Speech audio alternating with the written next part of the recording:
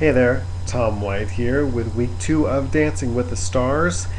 And I must say, what really is striking me about this season is the conservative scoring of the judges. I tend to disagree actually with them this year. In the past years, I've agreed with how they've scored, but this year, they've been pretty tough right from the get go. They aren't even giving any slack on week 1 and now week 2. And I think that they are scoring individually rather than overall. You know, there isn't a scoring on a curve per se, but they're scoring based on, how Nancy Grace is doing compared to Nancy Grace, how David Arquette is doing compared to David Arquette, and I don't think it's quite fair. I think that some people are being underscored based on being compared to themselves. So let's start at the bottom. This week, Chaz Bono scored the lowest with 17 points. Now, granted, Chaz is having trouble with his knees, some physical problems. I get that, and that's unfortunate, but I have to agree with the judges on this one that the quick step was not quick enough. There were some problems there. However, Chaz did quite well with what he was given to do. So I think 17, I don't know that Chaz had the lowest scoring dance of the night. I don't think he was the worst of the night. Although he wasn't the best. So that's tough. I'm not sure who I would put in his place. I do think he was just a little bit underscored. Next in line... The virus database has been updated. Excuse me. Next in line is Carson Kressley. Carson Kressley, one of my favorites.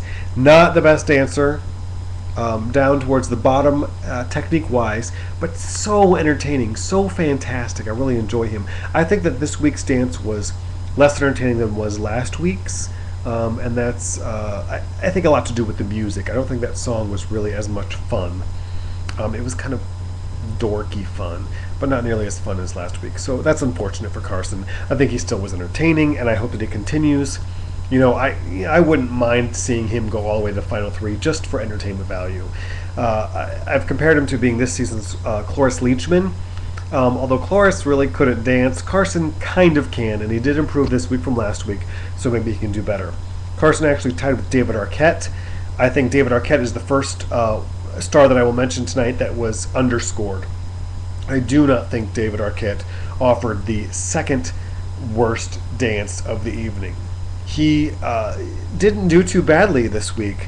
I think the judges were harsh on him, maybe because he has a reputation amongst the stars of being the one to beat, and he hasn't quite lived up to that expectations yet, but I think that they're being a little too hard on him.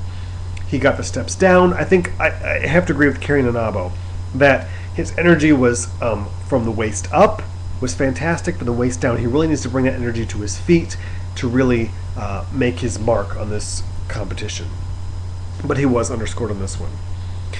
Next up is Hope Solo. I have a little bit of trouble with Hope.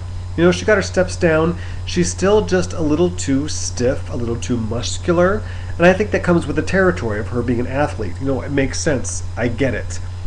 But she really needs to work on the fluidity, work on the femininity of it to really improve. She's doing fine, and I think she should continue to be in the competition.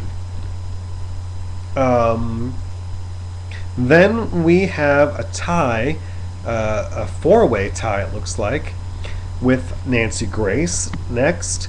Nancy is really throwing me off. I have trouble with Nancy Grace, the personality that we see on her show. She's a little abrasive. I'm not sure that I agree with the way she does things. I'm not sure that I like her necessarily. But on this show, we're seeing some vulnerability from her. And we're seeing some joy in her dancing. And I think that's fantastic. I think it's very surprising. And I really have enjoyed watching her. And I like Nancy Grace for who she really is, rather than Nancy Grace who she is as the personality. And I do think she was underscored this week. She was a joy to watch. She got her steps down, and not only got her steps down, but took them above. It wasn't just going through them by rote, but actually kind of interpreting them. Not as well as others, but she did interpret her dances, her steps, and did quite well. She tied with Rob Kardashian, who I think is a little overrated. He's doing okay. He's doing fine, but he's kind of a a non-entity to me. I don't know if that's coming into it if I'm being harsh, because I don't care for the Kardashians in terms of their show. What do they do? But anyway, Rob, he's fine. He should stay another week or so. China Phillips, also underscored. The second best performance of the night. I think it has a lot to say. As a part of Wilson Phillips, she was not a dancer. She was a singer. But there's something to be said about musicality, and she has that musicality that she brings to the dance floor. And it's fantastic. It really adds to her performance, and I think she has an advantage because of it. Even though she does not have the dance background, she does have the musical background. And that really is helping her a lot in her dancing. And she was the second best, and I do not think that she deserves, let's see, let me calculate this, the third best score. She should have been at least second. She should not have had to share a tie with Nancy, Rob, and Elisabetta. Definitely Elisabetta. And am I saying that correct? I'm not really sure. Elisabetta Canales also tied with China, Rob, and Nancy. Elisabetta is very, this week she got her steps. Granted, she got her steps. She's gorgeous. She does not interpret. She does not have that musicality. She does not have that personality in her steps. She gets them right in terms of week 2. I think she was overscored, frankly. I wouldn't give her scores just for getting her steps right. There should be some interpretation involved there. I wouldn't mind seeing her go, but she scored a little too well, really probably to be going home. Next up, as we go from lowest to highest, is Kristen Cavallari. I'm really impressed with her. I think she's kind of a Kendra Wilkinson in that she can dance, but there's a little bit of stiffness in the turns, a little too sexual in interpretation. But I think she's better than Kendra, actually. But if we're going to compare from season to season, I would compare her to Kendra. She's doing quite well, and I think she should stay for a little while longer. Then the second highest score went to J.R. Martinez. And I flat out disagree with the judges on this one. While Ricky Lake actually scored the highest score this week, and I think she was my favorite dance of the week, just fantastic, but that has to do with Derek, and I'll get to that in a minute. I still think JR was worth the highest score of the week, and I think we might as well give JR the mirror ball now. What's interesting, what I love about this season more than any other season, is we don't really have standouts in terms of we have people way up here and we have dancers way down here. I think there's much closer, and there are some that are better than others, but it's closer than it has been in past seasons. And so JR, while I would give him the mirror ball now, that's not to say that he is a far cry far and above everyone else. He's good, and I think he is better than everyone else, but I don't know if that makes any sense. In that he's not like a I can't even think of any past seasons right now. It's slipping my mind. He's very good, and he's very graceful. I think really what's interesting is I think that has to do with his life experience. He had that experience in Iraq, was it, where near death. You could see the scars on his face from it. And what I love to see about people who have had these near-death experiences is that it changes their outlook, their priorities. They have a much more joyous, more calm to life. They realize what matters and what doesn't matter. And for him, I think that's what's really a strength to him. Chloe, I think that's what's a strength for him in this competition. Chloe! Sorry, my chihuahua's acting up.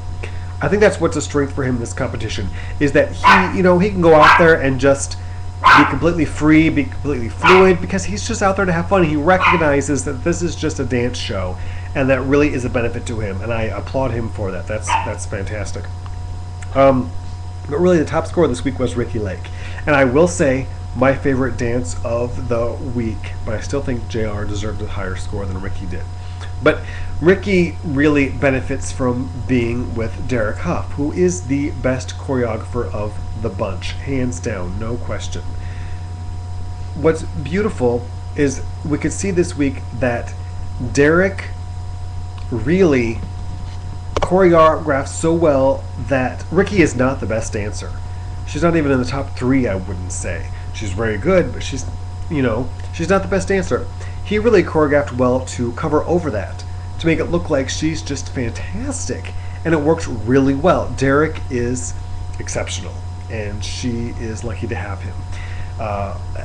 I don't mean to be offensive in that. I think that Ricky could go into the final three because I know I said that she's not in the top three for technique-wise, but I think she'd go in the final three because of some other aspects. Her performance, her charm. She's absolutely charming on the dance floor, and I'd like to see her go far. So, Ricky's obviously safe. Jar is safe. I think I don't think Chaz should go home yet, and that's not. I think we should see more from Chaz. He's quite good, not compared to JR or Ricky or China, but for himself, he's better than I expected. I think he needs to lose some weight. I don't mean to be offensive on that. He does dance like an overweight gentleman, and I think that if he were to lose some weight, it would improve his performance. I do not want to see Carson go home either. Carson is such high entertainment value. I hope he lasts for quite a while. I really think that Hope Solo or Elizabeta Canales should go home, and my vote would be with Elizabeta to go home. I think she was overscored, and I think that she is probably the weakest of the bunch at this point. Although, given Chaz's medical issues, and that in terms of weakest, it'd be a tie between those two. But there's where things stand. It's been another great week. I'm enjoying this season, and I will see you again next week.